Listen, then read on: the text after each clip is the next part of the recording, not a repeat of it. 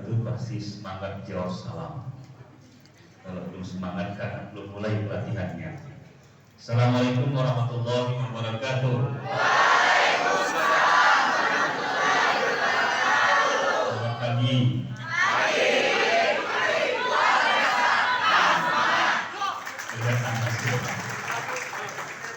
Om Swastiastu. Yang saya hormati PLT Kepala Pusat Penguatan Karakter Pak Insinyur Henderman PhD Melolicum, tim khusus dari Kementerian Mas Menteri yaitu Pak Jayadi dan Pak Guru, teman-teman dari Puspeka, para fasilitator, bapak-bapak yang mengawal dari TNI Polri, adik-adik yang saya banggakan, sehat semua? Sudah sarapan? Ada yang sudah, ada yang belum. Kalau yang belum siap-siap pingsan aja. Alhamdulillah, syukurillah, kami bangga sekali pada kesempatan ini apa yang lama saya tunggu-tunggu. Karena sejak adanya pusat penguatan karakter itu lahir sejak mulai di launching kurikulum Merdeka Belajar pada bulan Februari yang lalu. Sebelumnya kita berhadapan dengan COVID, adik-adik, dan kita disuguhkan namanya prototipe kurikulum oleh Mas Nadiem. Dan ketika prototipe kurikulum itu belum mulai kita implementasikan, saya alhamdulillah berkesempatan diskusi bertemu Mas Menteri cukup lama.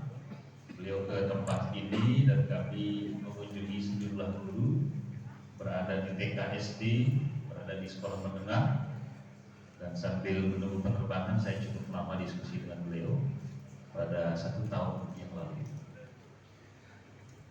Teman-teman dan adik-adik, bapak dan ibu yang saya banggakan, program penguatan profil pelajar Pancasila ini salah satu program yang merupakan penguatan. Kalau di zamannya sebelum Merdeka Belajar itu adik-adik, mungkin kalian saat itu masih SMP atau masih SD, ada program namanya pendidikan karakter. Lalu bergeser dengan Inpres nomor 1 2010, masih Pak SBY jadi menteri pada saat itu, lahir namanya PPK, penguatan pendidikan karakter. Kok Pak Kadis tahu? Alhamdulillah saya ikut menjadi tim perumusnya. Karena di Mas Jayadi saya 8 tahun ikut membantu Direktorat Jenderal SMA di Cipete menjadi tim fasilitator dan pengembang kurikulum sebelum menjabat. Begitu dilantik menjabat, tak bisa lagi saya ikut bergabung dengan teman-teman karena banyak sekali tugas di daerah. Nah, dari kebijakan arah kurikulum itu adik-adik, saat ini ada yang kelas 10, kelas 11, kelas 12 barangkali. Maka kalian ini di 3 tahun terakhir ini langsung bertemu dengan kebijakan namanya Merdeka Belajar, Merdeka Mengajar, dan Kampus Merdeka. Karena memahami arah kebijakan itu, kami di Nusa Tenggara Barat mencoba membuat replikasi kira-kira arah dari kebijakan ini untuk versi kita di NTB itu disesuaikan dengan kebutuhan, disesuaikan dengan apa yang ada dari kultur kita di Nusa Tenggara Barat. Maka arah kepada kebijakan merdeka di Nusa Tenggara Barat, Mas Jayadi dan teman-teman dari PK, Puspeka, bahwa kami di NTB itu pada jenjang SMA, SMK, SLB itu sudah memulai sejak 3 tahun yang lalu melalui program dimulai dengan sebutan Project Peace yang sekarang masuk di kurikulum Project Peace ini. Kami mengeluarkan kebijakan pojok ekspresi dan sampai saat ini berlangsung kegiatan Sabtu Budaya. Adik-adik di sekolahnya ada yang tidak berjalan Sabtu Budayanya? Berjalan nggak? Asik udah Sabtu Budaya. Itu Senin, Selasa, Rabu, Kamis, Jumat, Pelajar, Suntut. Ya Sabtu budaya, ruang ekspresi dan relaksasi. Tetapi begini, jangan menerjemahkan Sabtu budaya itu hanya dengan seni, budaya, tari, olahraga, tidak. Kata Sabtu budaya itu saya keluarkan kebijakan sebagai ruang untuk adik-adik para guru itu melakukan sejumlah aktivitas. Kalau ada pemilihan OSIS Sabtu, itu budaya demokrasi. Kalau ada ulang tahun sekolah ya tampil-tampil lah, itu ekspresi budaya seni. Kalau ada gotong royong, bersihkan got di sebelah sekolahnya, bersihkan tempat ibadah, bersihkan semua ruang kelasnya, itu budaya gotong royong. Kalau ada rapat-rapat OSIS, itu budaya demokrasi. Kemudian para guru juga kita beri kesempatan, yuk Sabtu itu manfaatkan untuk penguatan kompetensi. Jadi MGMP, MGBK itu Sabtu. Nah sekali waktu boleh kayak tadi, tampillah nari, tampillah olahraga. Alhamdulillah 3 tahun ini kami melihat teman-teman dari pusat bahwa ada perubahan sifat sikap anak-anak kita ini. Ketika 3 tahun yang lalu saya belum menjadi kepala dinas, saya masih mendengar anak-anak tawuran sangat banyak. Nah belakangan ini sudah mulai jauh sekali berkurang. Masih sih ada 1-2, tetapi sangat jauh turunnya penguatan pembinaan. Itu satu. Yang kedua, untuk menguatkan karakter dengan versi kami di Nusa Tenggara Barat, saya mengeluarkan kebijakan spiritual camp. Nah, banyak usulan saat itu, namanya kenapa tidak zikiran bareng, kenapa tidak hiziban, kenapa tidak selawatan, kenapa tidak yasinan. Itu yang beri masukan teman-teman muslim saja. Saya bilang, tidak ada orang zikir di Hindu, tidak ada selawatan di Kristen. Akhirnya ambil titik tengah namanya spiritual. Nah, saya tambahkan dengan kata camp, spiritual camp. Kenapa harus kemah?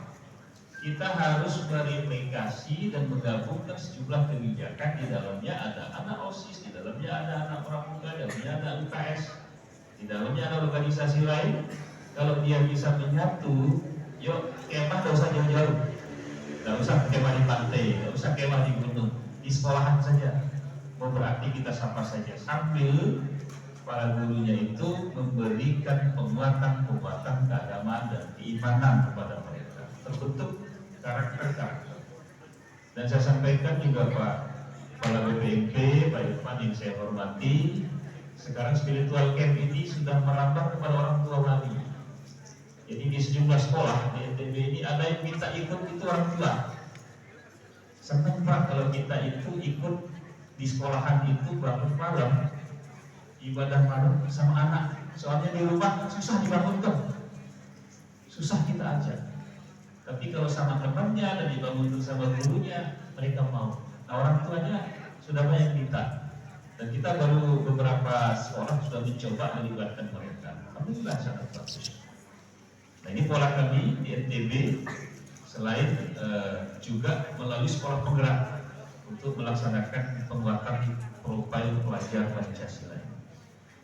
Dan dengan program-program kebijakan tadi, ke depan juga kami sedang menyiapkan program namanya SIBAS, Sistem Manajemen Belajar Bersama, semua belajar bersama, atau belajar semua belajar bersama dan bersama belajar semua. Nah, di bulan Oktober kemarin, Bapak dan Ibu, adik-adik semua, mungkin di antara kalian ada yang dari OSIS. Ada yang dari OSIS? Untuk OSIS? Angkat tangan. Kalian kemarin mengikuti posisma enggak? Sudah dikukuhkan kan? Nah, ini Mbak Umur. Saya sudah mengukuhkan posisma. Forum OSIS, Forum Organisasi Siswa Intrasekolah dan Madrasah. Saya gabung dia. Nah ini wahana karena mereka punya organisasinya, tapi tidak pernah bertemu. Mereka punya organisasinya, tidak kenal satu sama lain. Hanya besar di sekolahnya saja. Nah baru kita mulai di Mataram, dan saya butuhkan 28 Oktober yang lalu. 400-an lebih, hampir 500 anak. Anehnya luar biasa ini Pak Irfan, justru yang terpilih jadi ketua umumnya adalah OSIS Madrasah. satu Lombok Tengah, ya, model satu Lombok Tengah. Wakilnya baru SMA, wakilnya baru SMK. Nah, ini kita harus klik ini. Katanya program penguatan ini menurut saya tidak hanya di sekolahan, tapi harus menyentuh madrasah. Nah, oleh karena itu di madrasah kami gandengkan nih Pak PLT Pak Hendarman PhD, bahwa saya membangun sistem kinerja dengan melibatkan madrasah di dalamnya dengan pondok pesantren. Bahkan ada pondok-pondok pesantren kami yang saat ini mungkin dalam pengawasan bapak-bapak TNI ini, kami datangi, kami lihat yang hanya belajar kitab saja. Kami tawarkan, ayo bergabung, saya punya sekolah terbuka. Alhamdulillah mereka masuk melalui SMA terbuka, kita berikan penguatan mata pelajaran PKN,